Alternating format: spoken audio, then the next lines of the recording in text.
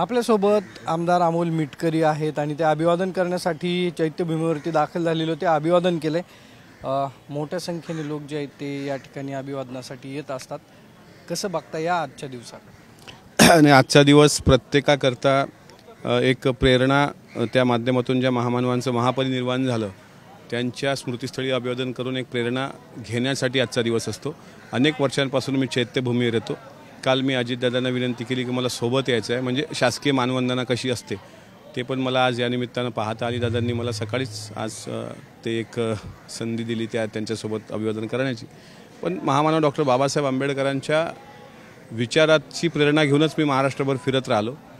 शिवाजी महाराजांचा इतिहास असेल, शंभूराजांचा असेल, बाबासाहेबांचा मांडत व्याख्याता म्हणत पुढे आलो। आणि आज जो आमदार म्हणून आज तुम्ही मला सन्मानानं बोलायला लावताय ती सर्व बाबासाहेबांची, शिवरायांची पुण्याई आहे। पण दादांनी संधी दिली आजच्या दिवसाची, हीच संधी पुढे मंत्री म्हणून मिळणार आहे का? दादांच्या मनात असलं तर मिळेल की। तुमची इच्छा आहे?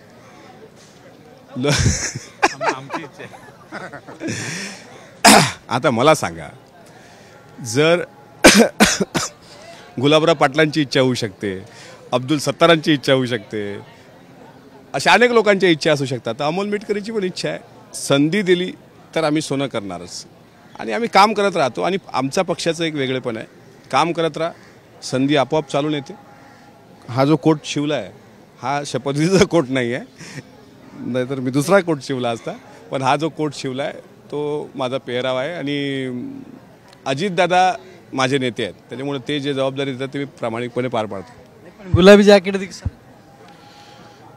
मी गुलाबी दिसायला नाही आहे, मी काळा आहे म्हणून मी काळं जॅकेट घातलं। त्याच्यामुळं रंग काय, गोडी लुटा गुणाची वानात काय आहे, नवती खोडा फुलाची पानात काय आहे, अन्न दुधात सत्वशक्ती पेल्यात काय आहे, गुरुत तत्व नाही चेल्यात काय आहे। त्याच्यामुळे रंगाला महत्त्व नाही, महत्त्व माणसाच्या कर्तृत्वाला, नावाला पण महत्त्व नाही। नाही तर अनेक लोकांचं नाव धनराज असतं पण अंगावर कर्ज असतं बँकेचं, नावाला रंगाला महत्त्व नाही। आणि शेवटी मी जाऊ दे, आता काय बोलत नाही। नाही बोला। आणि शेवटी मला आज मी चैत्यभूमीवर आहे, माझं मन, मेंदू, मस्तक शाबूत आहे।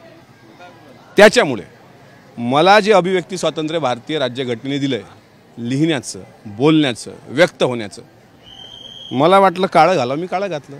कोणी म्हणत असेल मला गुलाबी घाला, मी काय ऐकू? नाही, आपण जर बघितलं तर तुम्ही आता नाव घेतली, अब्दुल सत्तार असतील, गुलाबराव पाटील असतील, तेही टीका करतायत, तुम्ही टीका करतायत।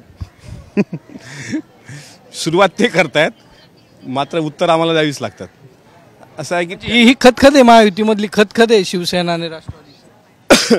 माझं म्हणणं असं आहे की 132 जागा भारतीय जनता पार्टीला मिळाल्या, 5 मित्रपक्ष त्यांना मिळाले, 137 जागा त्यांच्या आहेत। 41 आमदारांचं समर्थनाचं पत्र देवेंद्रजींना अजितदादांनी देऊन दिलं, शिंदे साहेबांचंही समर्थन आहे। आता महायुती म्हणून एकत्र राहिलं पाहिजे, नाही तर अजितदादा आले, मदत अडचण झाली असं गुलाबरावांनी बोलू नये, असं आमचं म्हणणं होतं। पण त्यांच्या मंत्रिपदाला अडचण झाली असं वाटतं? त्यांना मंत्रिपद भेटो अशी सूर्यनारायणाचरणी प्रार्थना माझी। नक्की आपल्यासोबत अमोल मिटकरी होते आणि त्यांनी प्रार्थना केली आहे गुलाबराव पाटील यांना मंत्रिपद मिळो। आणि दिलखुलास गप्पा जे आहेत त्या अमोल मिटकरी यांच्याबरोबर आपल्या झालेल्या पाहतोय आपण। कॅमेरामॅन आदर्श खटकेसह सागर, साम टीव्ही, मुंबई। देश विदेशातील प्रत्येक घडामोडींचे लाईव्ह अपडेट मिळवण्यासाठी आता साम टीव्हीच्या सर्व सोशल मीडिया प्लॅटफॉर्मला लाईक, फॉलो आणि सबस्क्राईब करा। तसंच सर्व नोटिफिकेशनसाठी बेल आयकॉन प्रेस करायला विसरू नका।